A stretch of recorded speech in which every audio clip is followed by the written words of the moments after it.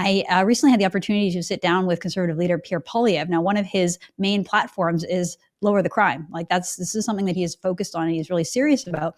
When I interviewed him, he actually mentioned the same phenomenon that you're talking about, that sometimes it's like a small handful of criminals who are committing all the crime. And so he had an example of a guy he said a guy named Levi, and whenever he's in prison, the crime rate goes down, and whenever he's out of prison, the crime rate goes up. I think we have that clip. Let's play it now. There's one guy in Penticton, his name is Levi, and the police tell me when he's out of jail, he does so much crime, the crime rate for the entire city of Penticton goes up. Like you can say, you know, for this month, Levi was out of jail, and you can see a spike in crime.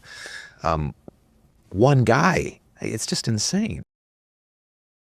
And so sometimes it's just like very bad apples. And part of the problem is that we don't have like mandatory minimums. So sometimes, someone's committing what they call petty crime, but it's like over and over and over and over again. And sometimes it is violent crime. Part of it is just the liberal justice system and the fact that we are too lenient. I think we feel sorry for criminals, and we always want to give them a second, third, fourth, fifth chance.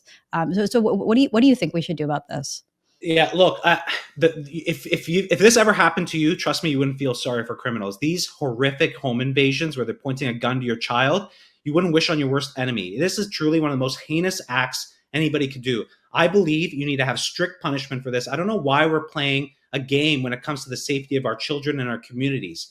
We should be putting laws in place that straight up deter people from doing this. Because right now, Candace, what's happening, and one of the crime leaders reached out. I made a video about this. They reached out to me and said, Sondran, I was doing this for a while. I had a team of 6 people. We kept doing this. It was a joke. When people get caught, we would laugh. We get released back out. It was so easy. I felt bad at some point, Sondran. I'm going to stop doing this now. I wanted to tell you how easy it was. They told me this because the profit that they get from each one of the vehicles that they sell, that they go steal, they'll typically get between $15,000 to $20,000, depending on the vehicle, right?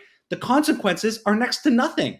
So he told me from their perspective, it's like there's so much payout here for next to no consequences. Of course, people are going to do it if they're put in that position where, that small percentage I talked about will resort to crime. It's a no-brainer for them. So that's why this is happening, Candace.